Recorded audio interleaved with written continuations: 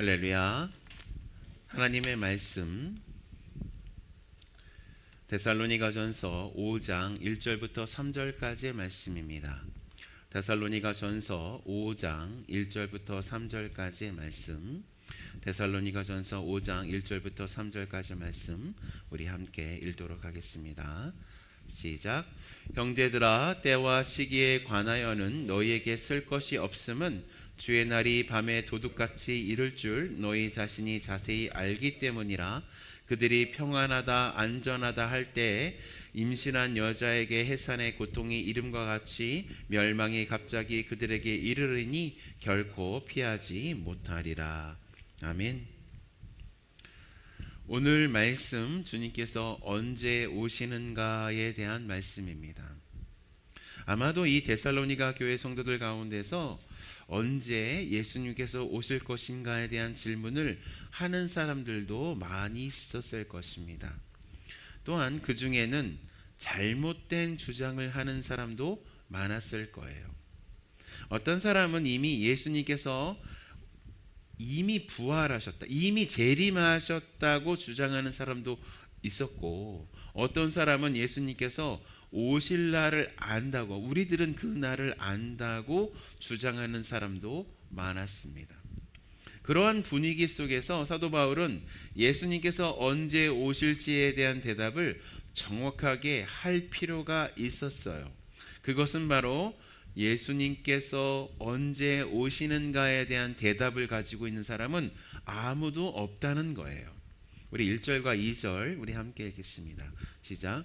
형제들아, 때와 시기에 관하여는 너희에게 쓸 것이 없음은 주의 날이 밤에 도둑같이 이를 줄을 너희 자신이 자세히 알기 때문이라 라고 말씀하고 있습니다.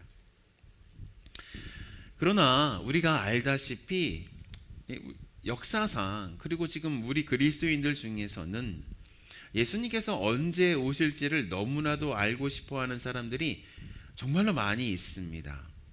그리고 그런 그리스도인들의 마음을 건드려서 자신을 따르려고 만들어내는 그런 사기꾼과 같은 사람들도 너무나 많이 있습니다. 이 현상은 아주 초기 기독교 때부터, 초대 교회 때부터 이렇게 예수님께서 특정한 날짜에 오신다고 주장했던 이단들이 정말로 많이 있었어요. 그 이단 중에서 이 본격적으로 예수님께서 정말로 급박하게 오실 것이고, 그리고 자신들은 예수님께서 오시는 장소들, 그리고 예수님께서 오시는 그 시간을 정말 자기는 알고 있다고 주장했던 사람의 대표적인 사람이 누구였냐면 이 몬타누스라는 사람이었어요.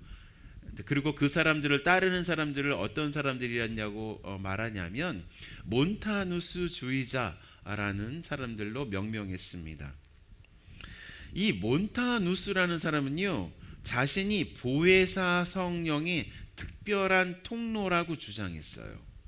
그래서 성령께서 자신을 통해서 직접 말씀하신다고 선언해 버렸습니다.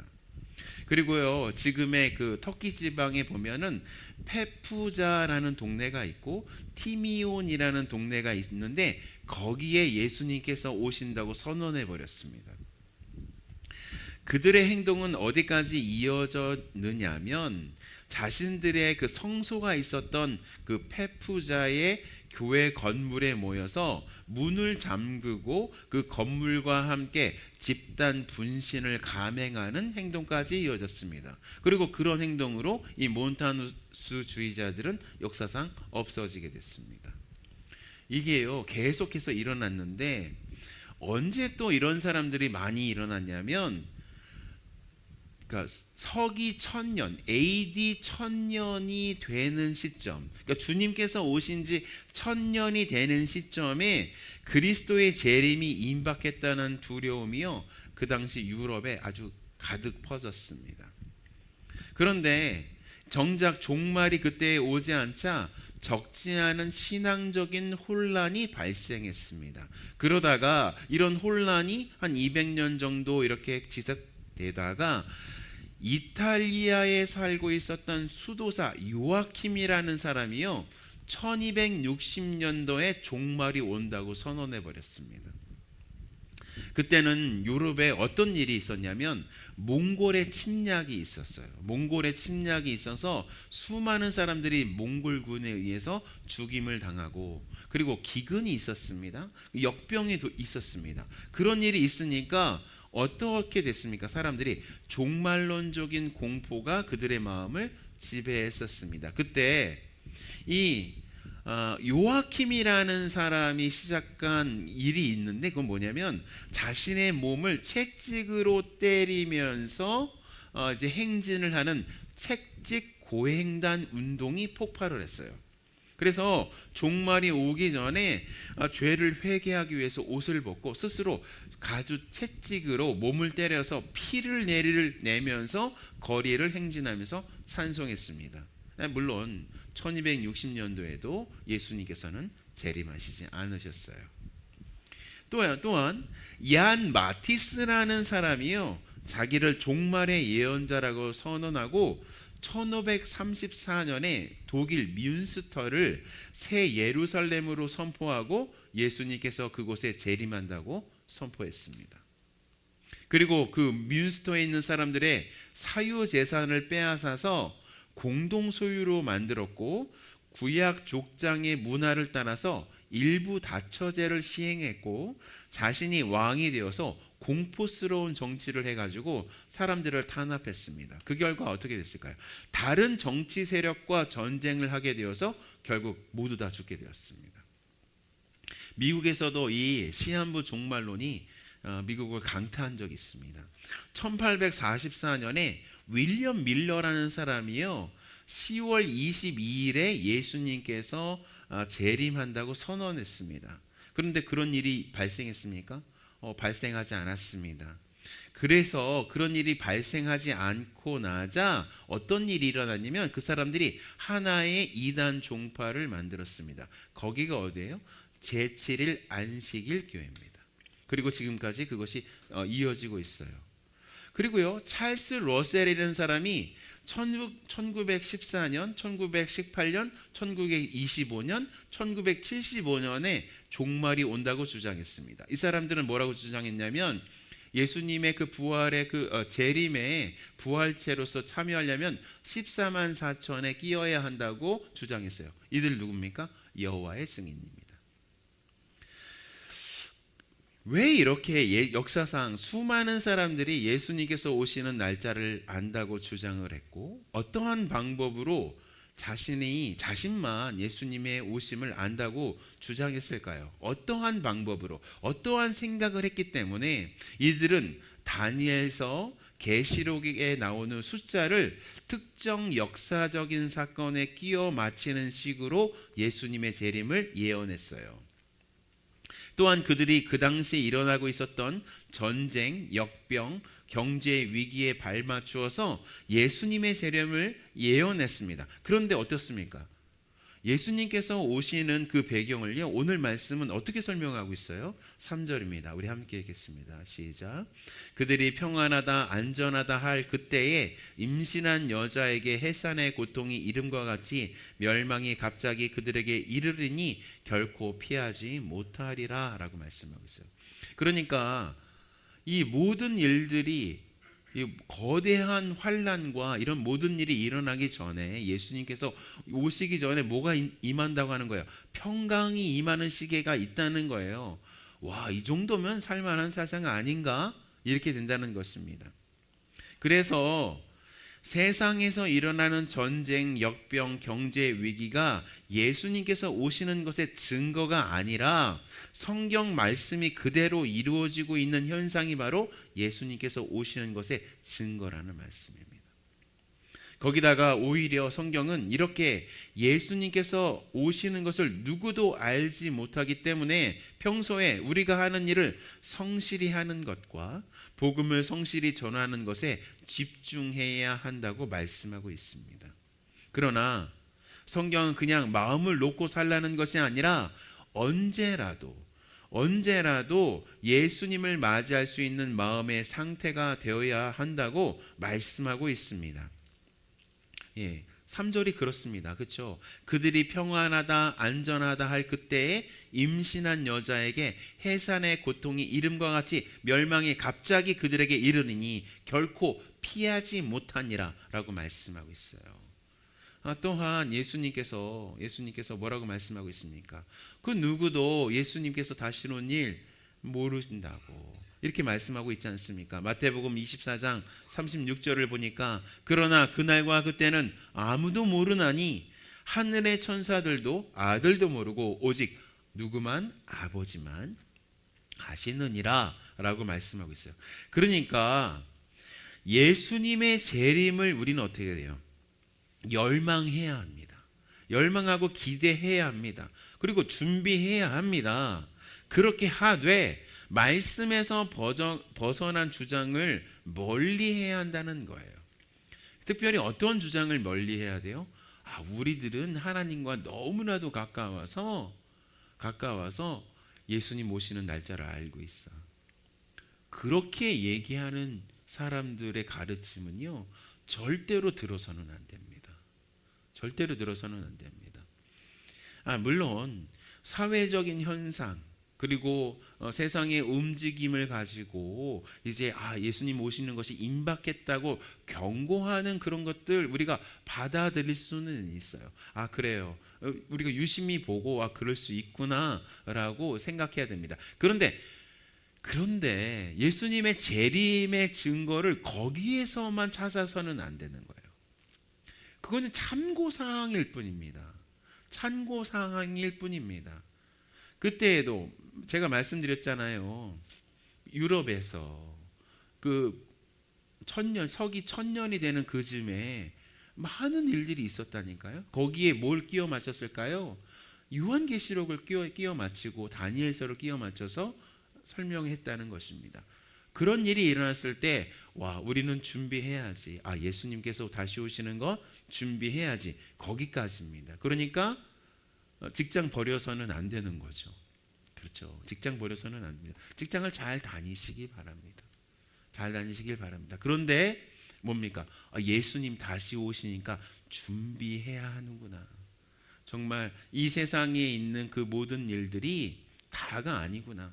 정말 우리의 인생이 그 공중에 재림하실 그 예수님, 그 공중에 왕으로서 재림하실 그 예수님을 맞이하려는 그 일에 우리의 삶이 맞춰져 있어야 한다는 것입니다. 그러니까 두 가지가 우리 마음 가운데 계속해서 있어야 돼요. 심지어 그래가지고 그 당시 데살로니가 교회 성도들 중에서 데살로니가 후서를 읽어보면 예수님께서 금방 오시니까 자기가 하고 있는 일들을 다 그만두고 무의도식하면서 예수님 오시는 것만 기다리는 사람들이 있었다는 거예요. 그래서 사도 바울이 뭐라고 했어요? 일하지 않는 자는 먹지도 말라라고 말씀하고 있는 것 아닙니까? 그러니까 이 두 가지가 우리의 삶 속에서 계속해서 잘 이루어져야 돼요. 하나님께서 보내시는 우리 직장은 뭐예요? 우리의 선교지입니다. 선교지예요. 선교지에 나아가서 그 직장에서 요구하는 바를 우리가 열심히 수행함으로 말미암아 우리의 거룩하고 성실한 태도를 통해서 믿지 않은 사람들이 우리를 통해서 예수님을 믿게 해야 돼요. 그러니까 열심히 그곳에 나가서 일해야 합니다. 뿐만 아니라 마음적으로, 영적으로, 태도적으로는 예수님께서 지금 당장 오늘 밤이라도 오실 것처럼 살아가는 것이 우리의 태도입니다. 이 두 가지의 태도가 우리 가운데 정착하고 있어야 우리 신앙생활이 헷갈리지 않을 수가 있다는 말씀입니다. 분명히 예수님 어떻게 하십니까? 공중에 우리의 왕으로 임재하신답니다. 재림하십니다. 거기 있을 때 우리가 다 어떻게 돼요? 부활체가 되어서 예수님의 놀라운 영광, 그 원래 공중 권세 잡고 있는 사단을 완전히 깨트리고 승리를 선포하시는 그곳으로 들림받고 예수님의 그 놀라운 왕의 지기식에 참여하게 될 것이라는 것입니다. 그것이 우리의 비전이어야 합니다. 이런 하나님 앞에서의 완전한 정한 태도가 있는 우리 모두가 되시기를 예수님의 이름으로 축원합니다. 아멘. 자 말씀드렸어요. 시한부 종말로는 안 된다고 말씀드렸습니다. 그래서 오늘 말씀 하나님 제 마음속에 새겨지게 해주시옵소서. 그 왕으로 오시는 예수님을 저희가 잘 맞이할 수 있도록 주님 준비시켜 주시옵소서라는 기도 우리 함께 했으면 좋겠습니다. 그리고 예수님 다시 오시는 그것을 준비하는 교회가 하나님 마지막 교회가 이 교회가 되게 해주시옵소서라고 하나님께 좀 기도했으면 좋겠습니다. 우리 함께 기도하시겠습니다.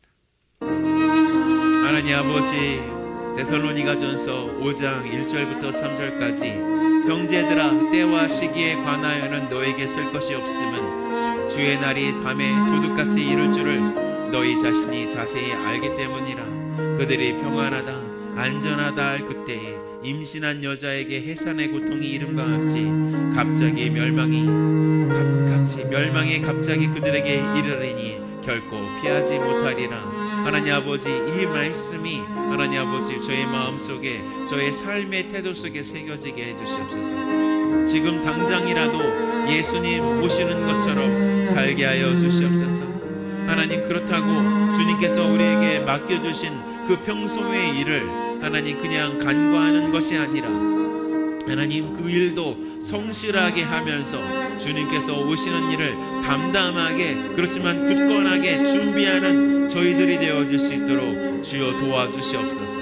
하나님, 그래서 주님, 사단이 하나님 획책하고 있는 시한부 종말론에 하나님 휘말리지 않게 하여 주시고, 하나님이 주시는 그 건강한 신학으로 하나님 평소의 삶 가운데 그렇게 살아갈 수 있도록 도와주시옵소서. 하나님, 그렇지만 우리의 마음이 너무나도 노임받지 않게 하여 주시옵소서. 하나님, 우리 마음이 하나님 주님께서 다시 오시는 것을 무시한 채 하나님 이 세상에서 성공하고 이 세상에서 잘되고 이 세상에서 하나님이 주시는 그 놀라운 복락을 누리는 것에만 초점을 두리지 않게 하여 주시옵소서.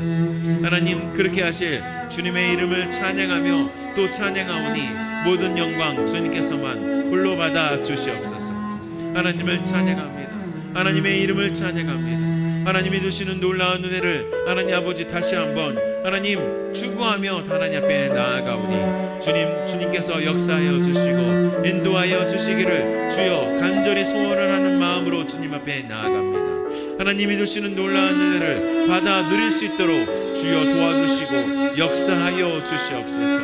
하나님, 그렇게 하실 주님의 이름을 찬양합니다. 하나님, 이 둘러싸인 침례교회 성도들이 정말로 복음이 무엇인지 정확하게 아는 사람들이 되게 하여 주시옵소서. 하나님 아버지, 하나님이 주님께서 이 세상을 천국과 하나님 보이는 세계와 보이지 않는 세계를 만드셨는데, 보이지 않는 세계에서 사단이 하나님 앞에 반역을 하고 하나님 아버지 쫓겨난 이 사단이 이 땅 가운데에 내려왔을 때 주님, 하나님 사람으로 하여금 하나님 그들을 정복하며 그들을 이기며 하나님의 놀라운 나라를 건설하는 하나님의 그 대리자로 부르심을 받았는데, 하나님은 결국 그들이 사단의 유혹을 받아서 타락하여 하나님 아버지 주님 앞에 하나님 아버지 범죄하게 되었습니다. 이 자리를 하나님 아버지 주님 예수 그리스도가 이 세상을 만드신 하나님이시며 이 세상 온 우주의 주인이신데도 불구하고 하나님 아버지 주님 새하늘과 새 땅은 당신의 권능이 아니라 그 십자가로 하나님 고난을 받으시고 하나님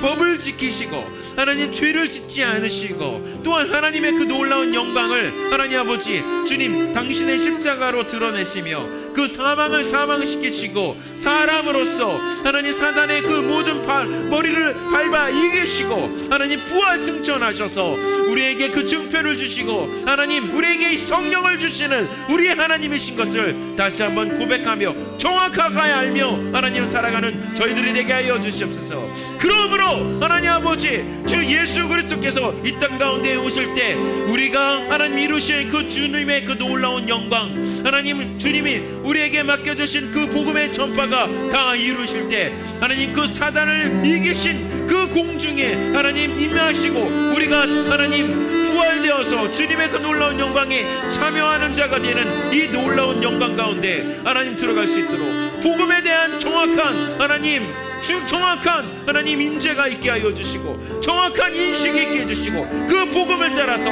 하나님 살아가는, 그래서 왕이신 예수님, 우리의 주인이신 예수님의 하나님 아버지 살아가는 놀라운 역사가 일어날 수 있도록 주여 도와주시옵소서. 하나님 5월 28일 목요일 오늘 하나님 아버지 우리 둘루스 한인 침례교회 하나님 성도들이 함께 하나님 청소년 수련회에 하나님 참석합니다. 그들을 보러 함께 갑니다. 대화 속에 함께하여 주시고 주님이 역사하여 주시기를 간절히 소원합니다. 하나님, 그래서 그들에게 하나님의 놀라운 영광이 하나님 아버지 제시되어지고 하나님 아버지 계시로 하나님 전파되어지는 놀라운 역사가 일어날 수 있도록 주여